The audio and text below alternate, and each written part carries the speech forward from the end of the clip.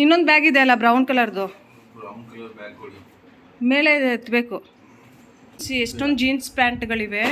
ಬೇಡ ಬೇಡ ಅಂತ ಆಗ್ತಾ ಇದ್ದಾರೆ ನೋಡಿ. ಒಂದೇ ಕಲರ್ನೇ ಮತ್ತೆ ಮತ್ತೆ ಶಾಪಿಂಗ್ ಮಾಡ್ತಾ ಇರ್ತಾರೆ. ಆಹಾ, ಈ ಥರ ಯಾರಾದರೂ ಮಾಡ್ತಾರಾ ಬ್ರೆಡ್ ಆಮ್ಲೆಟು? ನಮ್ಮ ಯಜಮಾನ್ರು ಮಾತ್ರನೇ ಮಾಡೋದು. ಹಾಯ್ ನಮಸ್ಕಾರ ಎಲ್ರಿಗೂ, welcome to Bharati Kaur Kannada vlogs. ಇದು 7ನೇ ತಾರೀಕಿಂದು ವ್ಲಾಗು. ಸ್ವಲ್ಪ ಲೇಟಾಗಿ ಅಪ್ಲೋಡ್ ಮಾಡ್ತಾ ಇದ್ದೀನಿ.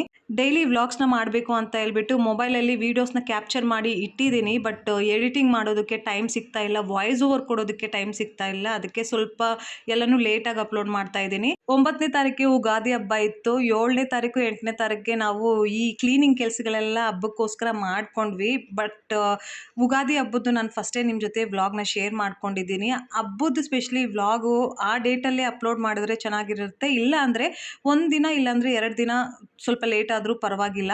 ತುಂಬ ಲೇಟ್ ಆಗಿದ್ರೆ ಅಷ್ಟು ಚೆನ್ನಾಗಿರಲ್ಲ ಅಂತ ಹೇಳ್ಬಿಟ್ಟು ನಾನು ಬೇಗ ಯುಗಾದಿ ಹಬ್ಬದನ್ನೇ ವ್ಲಾಗ್ನ ಎಡಿಟಿಂಗ್ ಮಾಡಿಕೊಂಡು ನಿಮ್ಮ ಜೊತೆ ಶೇರ್ ಮಾಡಿಬಿಟ್ಟಿದ್ದೀನಿ. ಇವಾಗ 7ನೇ ತಾರೀಕ್ದು 8ನೇ ತಾರೀಕ್ದು ನಾವು ಯುಗಾದಿ ಹಬ್ಬಕ್ಕೆ ಯಾವ ಥರ ಕ್ಲೀನಿಂಗ್ ಎಲ್ಲ ಮಾಡ್ಕೊಂಡ್ವಿ ಆ ವ್ಲಾಗ್ಗಳು ಪೆಂಡಿಂಗ್ ಇವೆ. ಅದನ್ನೇ ಇವಾಗ ನಾನು ನಿಮ್ಮ ಜೊತೆ ಶೇರ್ ಮಾಡ್ತಾ ಇದ್ದೀನಿ. ಇನ್ನೊಂದು ಬ್ಯಾಗ್ ಇದೆ ಅಲ್ಲ ಬ್ರೌನ್ ಕಲರ್ದು, ಬ್ರೌನ್ ಕಲರ್ ಬ್ಯಾಗ್ ಕೊಡಿ. ಮೇಲೆ ಎತ್ತಬೇಕು.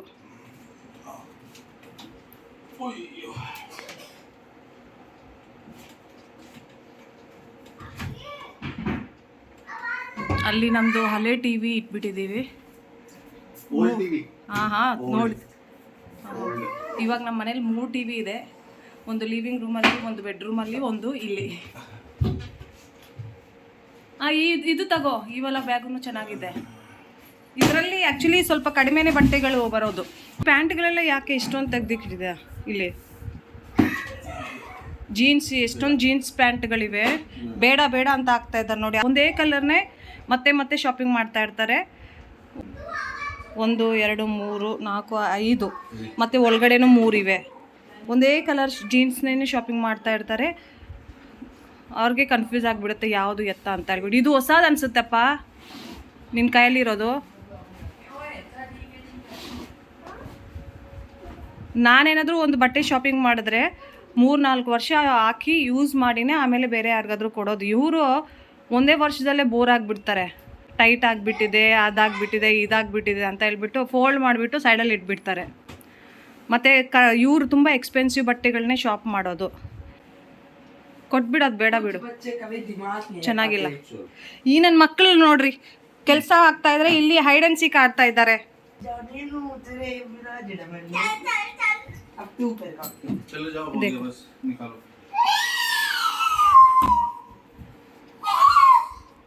ये भी देना है? कौन सा? नहीं नहीं, अच्छा है, रखो बैग में. ಇದು ನಂದು ಹಾಕ್ಕೊಳ್ಳೋದೇ ಇಲ್ಲ. ಲೋಕಲ್ ಮಾರ್ಕೆಟಲ್ಲಿ ಇದನ್ನು ಶಾಪಿಂಗ್ ಮಾಡಿದ್ದು. ಕ್ವಾಲಿಟಿ ಮಾತ್ರ ಸಖತ್ತಾಗಿದೆ. ಆಯ್ತಲ್ವ? ಎಷ್ಟು ವರ್ಷ ಆಯಿತು ಇದು ಶಾಪಿಂಗ್ ಮಾಡಿಬಿಟ್ಟು? 4 ಇಲ್ಲ 5 ವರ್ಷ ಆಗಿಬಿಟ್ಟಿದೆ. ಇಲ್ಲೇ ಇಡು, ಬ್ಯಾಗಲ್ಲಿ ಇಟ್ಬಿಡು. ಇವಾಗ ಯಜಮಾನ್ರ ರೂಮಲ್ಲಿರೋ ಬಟ್ಟೆಗಳನ್ನೆಲ್ಲನೂ ಫೋಲ್ಡ್ ಮಾಡ್ಕೊಂಡಿದ್ದೀವಿ. ತುಂಬ ವಿಂಟರ್ ಸೀಸನ್ದು ಬಟ್ಟೆಗಳೆಲ್ಲ ಇದ್ವು. ಅದು ಎಕ್ಸ್ಟ್ರಾ ಕಬೋರ್ಡ್ಗಳಲ್ಲಿ ಸ್ಪೇಸ್ನ ತೊಗೊಂಡಿತ್ತು. ಅದನ್ನೆಲ್ಲ ತೆಗೆದುಬಿಟ್ಟು ಈ ಬೆಡ್ ಒಳಗಡೆ ಇಡ್ತಾ ಇದ್ದೀವಿ. ಮತ್ತು ನಮ್ಮ ಯಜಮಾನ್ರದ್ದು ನೀವು ನೋಡ್ದಂಗೆ ಜೀನ್ಸ್ಗಳು ಮತ್ತು ಶರ್ಟ್ಗಳು, ಟೀ ಶರ್ಟ್ಗಳು ತುಂಬ ಇತ್ತು. ಅವು ಹಾಕ್ಕೊಡ್ತಾನೆ ಇರಲಿಲ್ಲ. ಅವನ್ನೂ ಸೆಪ್ರೇಟ್ ಮಾಡಿದ್ದೀವಿ ಯಾರಿಗಾದ್ರೂ ಕೊಡೋದಕ್ಕೆ. ಮತ್ತು ಇವತ್ತಿನ ಬ್ರೇಕ್ಫಾಸ್ಟಲ್ಲಿ ಯಜಮಾನ್ರು ನಮಗೆ ಬ್ರೆಡ್ ಆಮ್ಲೆಟ್ ಮಾಡಿ ಕೊಡ್ತಾರೆ. ಅದೂ ಅವರು ಓನ್ ರೆಸಿಪಿನೇ. ಅದರಲ್ಲಿ ಈರುಳ್ಳಿ, ಬೆಳ್ಳುಳ್ಳಿ, ಟೊಮೆಟೊ, ಕೊತ್ತಂಬರಿ ಸೊಪ್ಪೆಲ್ಲ ಹೋಗುತ್ತೆ. ಸೊ ಅದೇ ಥರನೇ ನಾನು ಎಲ್ಲನೂ ರೆಡಿ ಮಾಡಿ ಕೊಟ್ಟಿದ್ದೀನಿ. ಅವ್ರು ಬಂದುಬಿಟ್ಟು ಇವಾಗ ಬೇಗ ಬೇಗ ಬ್ರೆಡ್ ಆಮ್ಲೆಟ್ ಮಾಡಿ ಕೊಡ್ತಾ ಇದ್ದಾರೆ.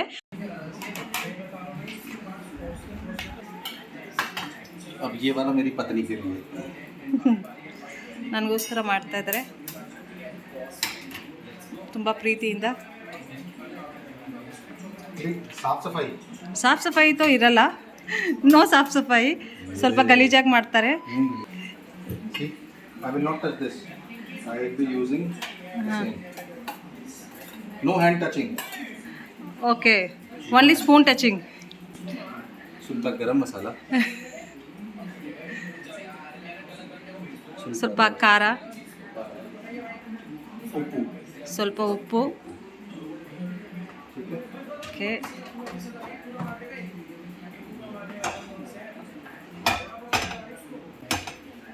ಮೂರು ಎಗ್ಸ್ ಹಾಕ್ಬಿಟ್ಟು ನನಗೋಸ್ಕರ ಮಾಡ್ತಾ ಇದ್ದಾರೆ. ಹೆವಿಯಾಗಿರುತ್ತೆ, ಬೇಡ ಅಂತ ಹೇಳಿದ್ರು ನೋಡಿ. ಶೇಪ್ ನೋಡಿ. ತುಂಬ ಚೆನ್ನಾಗಿ ಬಂದಿದೆ. ಒಂದು ಎರಡು ಬ್ರೆಡ್ ನೋಡಿ, shape bread. This is my style. ಅರ್ಧ ಈ ಕಡೆ ಅರ್ಧ ಈ ಕಡೆ. ಆಹಾ, ಈ ಥರ ಯಾರಾದರೂ ಮಾಡ್ತಾರಾ ಬ್ರೆಡ್ ಆಮ್ಲೆಟು? ನಮ್ಮ ಯಜಮಾನ್ರು ಮಾತ್ರನೇ ಮಾಡೋದು. ಜಾಸ್ತಿ ಬಿಸಿ ಬೇಕಾ? ಜಾಸ್ತಿ ಬಿಸಿ ಬೇಕು. ಇದು ಕಚ್ಚಾ ಕಚ್ಚಾ ಕಚ್ಚಾ ಕಚ್ಚಾ ಬೇಡಪ್ಪ ನನಗೆ. ಕಚ್ಚಾ ಕಚ್ಚಾ ಬೇಡ. ಇವರು ಆಫ್ ಕುಕಿಂಗ್ ಮಾಡ್ತಾರೆ, ಅಂದರೆ ಆಫ್ ಬಾಯ್ಲ್ ಮಾಡ್ತಾರೆ ಎಗ್ನ. ಅದು ಇಷ್ಟನೇ ಆಗಲ್ಲ ನನಗೆ. ನನಗೆ ಪ್ರಾಪರಾಗಿ ಕುಕ್ ಮಾಡಿಕೊಡು. ಇವರು ಅರ್ಧ ಕುಕ್ ಮಾಡ್ಕೊಂಡು ತಿಂತಾರಾ? ಅಯ್ಯೋ, ಅದನ್ನು ನೋಡೋದಕ್ಕೆ ಒಂಥರ ಆಗುತ್ತೆ ನನಗೆ. ಏನಾಯಿತು? ತೆಗೋಕೆ ಬರ್ತಾ ಇಲ್ವಾ? ನಾನು ತೆಗಿಲಾ? ನೋಡಿ ಎಷ್ಟು ಕಷ್ಟಪಡ್ತಾ ಇದ್ದಾರೆ. ಕಚಡ ಆಯ್ತು.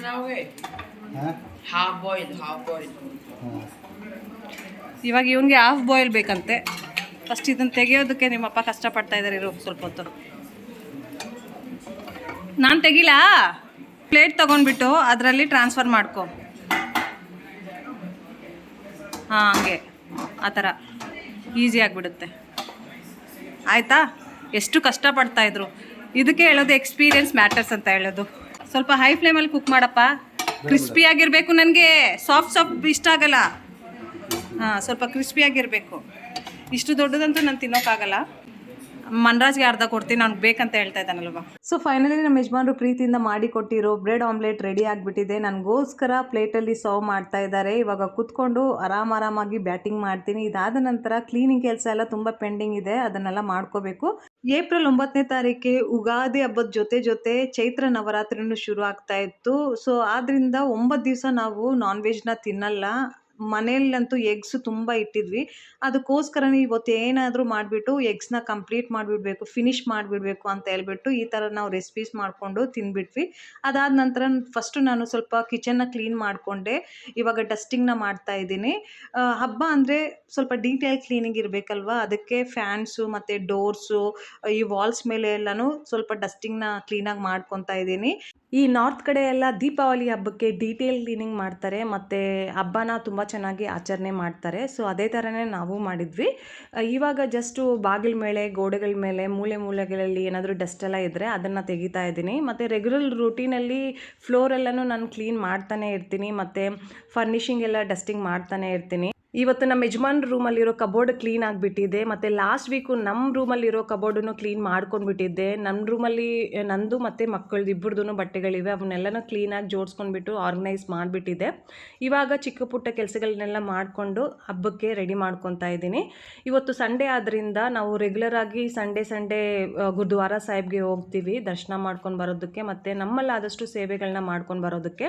ಬಟ್ ಇವತ್ತು ನಾನು ಹೋಗ್ತಾ ಇಲ್ಲ, ನಮ್ಮ ಯಜಮಾನ್ರು ಮಕ್ಕಳು ಹೋಗ್ಬಿಟ್ಟು ಬರ್ತಾರೆ. ನಾನು ಹೋಗ್ಬಿಟ್ರೆ ಮತ್ತೆ ಕೆಲಸ ಎಲ್ಲ ಪೆಂಡಿಂಗ್ ಆಗಿಬಿಡುತ್ತೆ ಅಂತ ಹೇಳ್ಬಿಟ್ಟು ನಮ್ಮ ಯಜಮಾನ್ರಿಗೆ ನಾನು ಬರಲ್ಲ ಅಂತ ಹೇಳ್ಬಿಟ್ಟಿದ್ದೀನಿ. ಅವರಂತೂ ನನಗೆ ಕರೀತಾ ಇದ್ದಾರೆ, ನಾನು ಇಲ್ದಿರ ಎಲ್ಲಿಗೂ ಹೋಗಲ್ಲ ಮಕ್ಕಳನ್ನ ಕರ್ಕೊಂಡು. ಸೊ ನಾನು ಬರಲ್ಲ ಅಂತ ಆಟ ಇಟ್ಕೊಂಡು ನಾನು ಕ್ಲೀನ್ ಮಾಡ್ಕೊತಾ ಇದ್ದೀನಿ. ಅವ್ರು ಹೋಗ್ಬಿಟ್ಟು ಬಂದುಬಿಡೋಣ ಆಮೇಲೆ ಮಾಡ್ಕೊ ಅಂತ ಹೇಳಿದ್ರು. ಬಟ್ ನಾನು ಬರಲ್ಲಪ್ಪ, ಪೆಂಡಿಂಗ್ ಆಗಿಬಿಟ್ರೆ ಮತ್ತೆ ಮಾಡಬೇಕು ಅಂತ ಹೇಳ್ಬಿಟ್ಟು ನಾನು ಹೋಗ್ತಾ ಇಲ್ಲ. ಅವರು ಸ್ನಾನಗಳೆಲ್ಲ ಮಾಡಿಕೊಂಡು ರೆಡಿ ಆಗೋತ್ತಷ್ಟಕ್ಕೆ ಮಧ್ಯಾಹ್ನನೇ ಆಗಿಬಿಟ್ಟಿತ್ತು, 1:30 ಆಗಿಬಿಟ್ಟಿತ್ತು. ಆಮೇಲೆ ಮಕ್ಕಳನ್ನ ಕರ್ಕೊಂಡು ಅವ್ರು ಹೋದರು. ನಾನು ಮೇಲೆ ಡಸ್ಟಿಂಗ್ ಕೆಲಸ ಎಲ್ಲ ಮಾಡಿಕೊಂಡು ಮನೆಯೆಲ್ಲ ಗೂಡಿಸಿದ್ದೆ. ಆಮೇಲೆ ಇವಾಗ ಸ್ನಾನ ಮಾಡ್ಕೊಂಡು ಬಂದುಬಿಟ್ಟು ಮನೇನ ಒರೆಸ್ತಾ ಇದ್ದೀನಿ.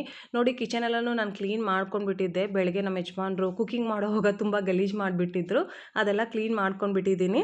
ಮತ್ತು ಡೋರ್ ಮ್ಯಾಟ್ಸು, ಕಾರ್ಪೆಟ್ಸ್ ಎಲ್ಲನೂ ಬೆಳಿಗ್ಗೆನೇ ಮಿಷಿನಲ್ಲಿ ಹಾಕ್ಬಿಟ್ಟಿದ್ದೆ. ಒಂದು ಕಡೆ ಡಸ್ಟಿಂಗ್ ಮಾಡ್ಕೊತಾ ಇದ್ದೆ, ಒಂದು ಕಡೆ ಅವನ್ನೂ ಮಿಷಿನಲ್ಲಿ ಹಾಕ್ಬಿಟ್ಟು ಒಗೆದು ಒಣಗಾಕೋದಕ್ಕೆ ಹಾಕ್ಬಿಟ್ಟಿದ್ದೀನಿ. ಇವಾಗ ಮತ್ತೆ ಮಿಷಿನ್ನ ಆನ್ ಮಾಡಿದ್ದೀನಿ. ನಮ್ಮದು ಸ್ನಾನ ಮಾಡಿರೋ ಬಟ್ಟೆಗಳೆಲ್ಲ ಇವೆ, ಅವನ್ನೂ ಒಗೆಯೋದಕ್ಕೆ. ಇವಾಗ ಈ ಫ್ಲೋರೆಲ್ಲ ಕ್ಲೀನ್ ಮಾಡ್ಕೊಂಡ್ಬಿಟ್ಟು ಆಮೇಲೆ ಅವನ್ನೂ ರಿನ್ಸ್ ಮಾಡಿಬಿಟ್ಟು ಒಣಗಾಕಬೇಕು.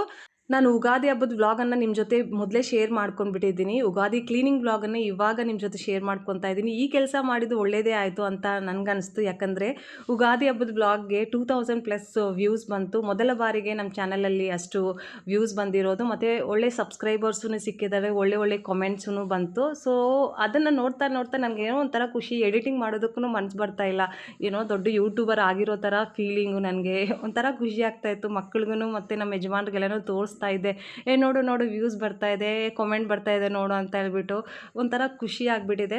ಯಾರೆಲ್ಲ ನನ್ನ ಚಾನಲ್ನ ಸಬ್ಸ್ಕ್ರೈಬ್ ಮಾಡ್ಕೊಂಡಿದ್ದೀರಾ ಅವ್ರಿಗೆಲ್ಲರಿಗೂ ತುಂಬ ತುಂಬ ತುಂಬ ತುಂಬ ತುಂಬ ತುಂಬ ತುಂಬ ಹೃದಯದಿಂದ ಥ್ಯಾಂಕ್ ಯು ಅಂತ ಹೇಳ್ಕೊತೀನಿ. ನನಗೆ ತುಂಬ ಅಂದರೆ ತುಂಬ ಖುಷಿ ಸಿಕ್ಕಿದೆ. ಒಂದೊಂದು ನೋಟಿಫಿಕೇಷನ್ ಬರ್ತಾ ಇತ್ತಲ್ಲ, ಇವು ಸಬ್ಸ್ಕ್ರೈಬ್ ಮಾಡ್ಕೊಂಡಿದ್ದಾರೆ, ಈ ಥರ ಕಮೆಂಟ್ ಬಂದಿದೆ ಅಂತ ಹೇಳ್ಬಿಟ್ಟು ನನಗಂತೂ ತುಂಬ ಖುಷಿ ಆಗ್ತಾಯಿತ್ತು. ಇದೇ ಥರ ಸಪೋರ್ಟ್ ಮಾಡ್ತಾಯಿರಿ. ಈ ಖುಷಿಯಿಂದ ನಾನು ಒಳ್ಳೆ ವ್ಲಾಗ್ಸು ಮತ್ತು ನೀವು ಕಮೆಂಟ್ ಮಾಡಿದಿರಲ್ಲ, ಈ ಸ್ಟೋರಿ ಹೇಳಿ, ಈ ರೆಸಿಪಿನ ತೋರಿಸಿ, ಅದನ್ನೆಲ್ಲನೂ ನಾನು ವ್ಲಾಗ್ಸ್ ಮುಖಾಂತರ ನಿಮ್ಮ ಜೊತೆ ಶೇರ್ ಮಾಡ್ಕೊತೀನಿ ಅಂತ ಹೇಳ್ತಾ ಈ ವ್ಲಾಗ್ನ ಇಲ್ಲೇ ಎಂಡ್ ಮಾಡ್ತಾ ಇದ್ದೀನಿ. ಐ ಹೋಪ್ ನಿಮಗೆ ಈ ವ್ಲಾಗ್ ಇಷ್ಟ ಆಗುತ್ತೆ ಅಂತ ಅನ್ಕೊತೀನಿ. ಇಷ್ಟ ಆದರೆ ಪ್ಲೀಸ್ ಲೈಕ್ ಮಾಡಿ, ನಮ್ಮ ಚಾನಲನ್ನು ಸಬ್ಸ್ಕ್ರೈಬ್ ಮಾಡಿಲ್ಲ ಅಂತ ಹೇಳಿದ್ರೆ ಪ್ಲೀಸ್ ಸಬ್ಸ್ಕ್ರೈಬ್ ಮಾಡಿ ಅಂತ ಕೇಳ್ಕೊತಾ thank you so much for watching. Have a great day.